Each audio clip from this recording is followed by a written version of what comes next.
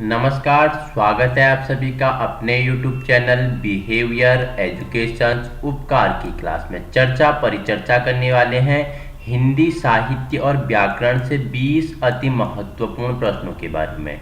आगामी आने वाली परीक्षाओं की दृष्टि से क्या होने वाले हैं, VIMP होंगे या कहीं न कहीं आपके लिए रामबाण या लड्डू साबित होने वाले हैं। जुड़ जाइए फटाफट, एक सकारात्मक ऊर्जा के साथ कॉपी कलम उठा लीजिएगा। पूरे 20 प्रश्नों की हम व्याख्या करते हुए चलेंगे। तो आइए प्रारंभ करते हैं।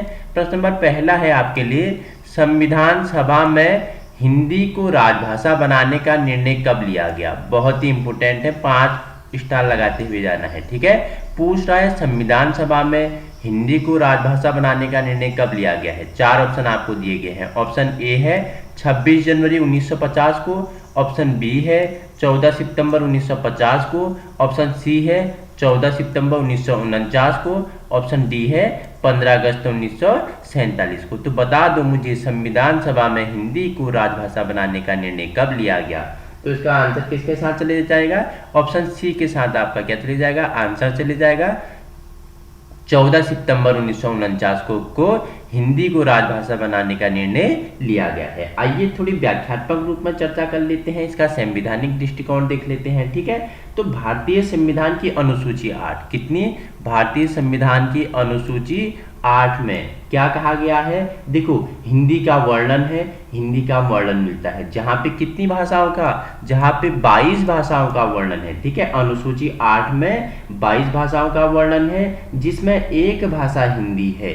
भारतीय संविधान का भाग, ठीक है, सत्र अनुच्छेद 343 से 51, भाग कितना, सत्र हो गया भाग, और अनुच्छेद कितने से कितने, अनुच्छेद 343 से आपके 351 तक क्या मिलता है, हिंदी का वर्णन मिलता है संविधान में। ठीक है, पूछा क्या कि संविधान सभा में हिंदी को राजभाषा का बनाने का निर्णय कब लिया गया, 14 सितंबर 1949 को लिया गया। ठीक है, थोड़ी आइए और जान लेते हैं।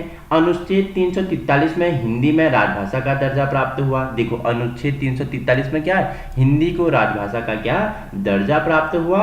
और क्या बोल रहा है, राजभाषा अधिनियम आयोग 1963, राजभाषा अधिनियम आयोग कब, 1963, याद रखना। ठीक है, में बना, कब बना, राजभाषा अधिनियम आयोग 1963 में बना, जिसमें अंग्रेजी को अनिश्चित काल के लिए प्रयुक्त किया, जिसमें क्या, अंग्रेजी को अनिश्चित काल के लिए प्रयुक्त किया गया। ठीक है, वहीं देखो राजभाषा क्या है, तो राजभाषा क्या होती है, राजकाज की भाषा राजभाषा कहलाती है। 14 सितंबर 1949 को संविधान ने इसे स्वीकार किया और 14 सितंबर को क्या, हिंदी दिवस के रूप में भी मनाया जाता है। 14 सितंबर, ठीक है, याद रखना, हिंदी दिवस कब मनाया जाता है, 14 सितंबर को मनाया जाता है। ठीक है, अगर पूछ ले विश्व हिंदी दिवस कब मनाया जाता है, तो 10 जनवरी, 10 जनवरी को विश्व हिंदी दिवस मनाया जाता है और 14 सितंबर को हिंदी दिवस मनाया जाता है। इंपोर्टेंट है। ठीक है, और एक दो फैक्ट और बता देता हूं। पहली बार विश्व हिंदी दिवस 10 जनवरी 1975 को नागपुर में मनाया गया। आपसे पूछ लिया जाए कि पहली बार विश्व हिंदी दिवस कब मनाया गया, तो 10 जनवरी 1975 को नागपुर में मनाया गया। और 2006 के बाद प्रतिवर्ष 10 जनवरी को यह दिवस मनाए जाने की घोषणा की गई। ठीक है, इतना आपके लिए काफी है, इंपोर्टेंट है, हिंदी और संविधान से हिंदी का महत्व। तो आइए प्रश्न दूसरे की ओर बढ़ते हैं। पूछ रहा है निम्नलिखित में कौन सा भारूपीय परिवार की भाषा नहीं है, भारूपीय परिवार की भाषा नहीं है, पूछ रहा है। ऑप्शन 4 है गुजराती, मराठी, तमिल और हिंदी। आपको बताना कि कौन सा भारूपीय परिवार की भाषा नहीं है, फटाफट बताएंगे मुझे कौन सा नहीं है, तो तमिल नहीं है। ठीक है, तमिल क्या भारूपीय परिवार की भाषा नहीं है, बाकी गुजराती है, मराठी है, हिंदी है, आपका तमिल नहीं है। क्वेश्चन नंबर 3 है आपके लिए, निम्नलिखित में वर्तनी की दृष्टि से अशुद्ध शब्द कौन सा है। तो अशुद्ध शब्द बताना है, प्रादुर्भाव है, आशीर्वाद है, अधिवासी है या सन्यासी है। ठीक है, ये प्र नहीं है, ये प्रादुर्भाव है। ठीक है, वर्तनी भी सुधार करना है, प्रादुर्भाव नहीं प्रादुर्भाव है, आशीर्वाद है, अधिवास है, सन्यासी है। तो अशुद्ध शब्द कौन सा है आपको बताना है, इन 4 ऑप्शनों में से अशुद्ध शब्द मुझे बता दो। तो सन्यासी क्या है आपका, अशुद्ध शब्द है। ठीक है, क्या, सन्यासी आपका अशुद्ध शब्द है। क्वेश्चन नंबर 4 है आपके लिए, निम्नलिखित में से कौन सा शब्द पुल्लिंग में प्रयोग नहीं होता है, तो कौन सा शब्द पुल्लिंग में प्रयोग नहीं होता है? ठीक है, हाथी है, दोबारा हाथी प्रिंट हो गया है, तो ठीक है यहाँ आप क्या कर देंगे, नदी कर देंगे। ठीक है, नदी कर देंगे। ऑप्शन बी आपका क्या हो जाएगा, नदी हो जाएगा। ठीक है, दही है, पानी है। 4 ऑप्शन अब आपको मिल गए हैं। आपको बताना है निम्नलिखित में से कौन सा शब्द पुल्लिंग में प्रयोग नहीं होता है। क्या हाथी होता है? क्या नदी होता है? क्या दही होता है? क्या पानी होता है? तो ऑप्शन बता दीजिए मुझे। तो पुल्लिंग में प्रयोग कौन नहीं होता है? नदी नहीं होता है। ठीक है, नदी पुल्लिंग में प्रयोग नहीं होती है। बाकी आपका क्या हो जाएगा, हाथी, दही, पानी पुल्लिंग में प्रयोग होते हैं, नदी नहीं होती है। आइए क्वेश्चन नेक्स्ट की ओर बढ़ते हैं। पूछ रहा है, इंपॉर्टेंट है, निम्नलिखित में संगोष्ठ ध्वनि कौन सी है? अगर आपने मेरे प्लेलिस्ट में देखी है भाषा की वीडियो तो आप इजीली बता दोगे कि संगोष्ठ ध्वनि किसे कहते हैं, घोष ध्वनि किसे कहते हैं। ठीक है, अल्पप्राण, महाप्राण मैंने सब बताए हैं। तो निम्नलिखित में संगोष्ठ ध्वनि किसे कहते हैं? आपको 4 ऑप्शन दिए हैं। तो थ, ठीक है, बी है आपका दो ध, और आपका ऑप्शन सी है प फ, ऑप्शन डी है क ख। तो आपको बताना है संगोष्ठ ध्वनि कौन से हैं इनमें से, बताइए फटाफट। संगोष्ठ को ही घोष भी कहते हैं, इसे संगोष्ठ को ही घोष भी कहते हैं। ठीक है, अगर संगोष्ठ न पूछे घोष पूछे तो बता दो। ठीक है, निम्नलिखित में घोष या संगोष्ठ वर्ण कौन सा है? तो पहले आपको पता होना चाहिए। देखो एक बार आपको मैं इसका अर्थ बता देता हूँ। जिन वर्णों के उच्चारण में तारत्व या प्रकंपन पैदा होता है उसे घोष कहा जाता है। प्रकंपन मतलब भूकंप, बोलने में थोड़ी क्या होती है, ऊपर नीचे या मतलब कि थोड़ी कंपन जैसी होती है, उन्हें क्या बोलते हैं, संघोष या घोष कहते हैं। देखो वर्णमाला के प्रत्येक तीसरा, चौथा और पांचवा, तीसरा जैसे क हो गया, ख हो गया, ग हो गया, घ हो गया, अंग हो गया। ठीक है, अपना एक 5 का एक सीरीज होता है। पूछा है वर्णमाला के तीसरा, चौथा, पांचवा। ठीक है, तीसरा, चौथा, पांचवा जो परिवार है ये सभी क्या होते हैं, आपके संघोष होते हैं। ठीक है, तो आप 5-5 का परिवार बना लीजिए पूरे व्यंजनों में, तो आपका 5वें के परिवार में कौन सा आ जाता है? देखो ग घ ङ, ज झ य, ण ड ण, द ध। ठीक है, तीसरा, चौथा, पांचवा वर्ण में आ रहा है द ध, तो संघोष वर्ण कौन सा है? द ध है। ठीक है, और देखो प्रत्येक अंतस्थ व्यंजन और ह घोष वर्ण होते हैं। अंतस्थ व्यंजन और ह भी क्या होते हैं? घोष वर्ण होते हैं। य, र, ल, व, ह प्रत्येक स्वर वर्ण भी क्या होते हैं? घोष वर्ण होते हैं। प्रत्येक स्वर वर्ण भी क्या होते हैं? घोष होते हैं। क्वेश्चन नंबर 6 है आपके लिए, निम्नलिखित में से कौन सी बोली पश्चिमी हिंदी वर्ग की नहीं है? तो अवधी नहीं है, ब्रज नहीं है, कन्नौजी नहीं है, बुंदेली नहीं है। तो आपको बताना है कि कौन सी बोली पश्चिमी हिंदी वर्ग की नहीं है, फटाफट बताइए। तो अवधि नहीं है। ठीक है, ऑप्शन ए आपका राइट आंसर हो जाएगा। क्वेश्चन नंबर 7 है आपके लिए, कृत प्रत्यय किन शब्दों के साथ जुड़ते हैं? क्रिया के साथ जुड़ते हैं, संज्ञा के साथ जुड़ते हैं, सर्वनाम के साथ जुड़ते हैं, या विशेषण के साथ जुड़ते हैं? आपको बताना है कृत प्रत्यय किन शब्दों के साथ जुड़ते हैं, फटाफट बता दीजिए। कृत प्रत्यय तो क्रियाओं के साथ जुड़ते हैं। किसके साथ? क्रियाओं के साथ जुड़ते हैं। क्वेश्चन नंबर 8 है आपके लिए, इंपोर्टेंट है, तुलसीदास की रचना कवितावली किस भाषा में लिखी गई है? तो बताना है तुलसीदास की एक रचना है जिसका नाम है कवितावली, किस भाषा में लिखी गई है? ऑप्शन 4 आपको है, ए है अवधी, बी है ब्रजभाषा, सी है मैथिली, और डी है भोजपुरी। तुलसीदास द्वारा रचित एक रचना है कवितावली, वह किस भाषा में लिखी गई है? तो आपको बताना है, तो वह ब्रज भाषा में लिखी गई है। ऑप्शन बी आपका राइट आंसर हो जाएगा। क्वेश्चन नंबर नेक्स्ट की ओर बढ़ते हैं हम।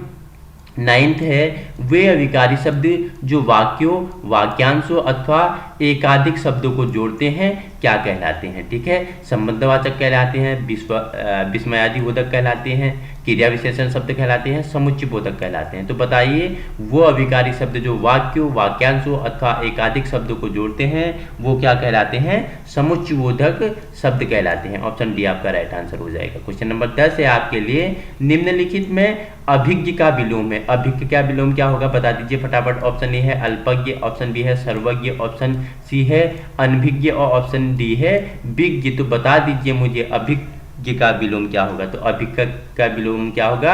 अनभिज्ञ होगा। क्या होगा? अनभिज्ञ होगा। ठीक है, अनभिज्ञ क्या होगा? अभिज्ञ का विलोम होगा। क्वेश्चन नंबर 11 है आपके लिए, निम्नलिखित शब्दों में से सरस्वती का पर्यायवाची है। तो बताइए पर्यायवाची क्या है? पद्मा है, गिरा है, शैलजा है, या अर्कजा है?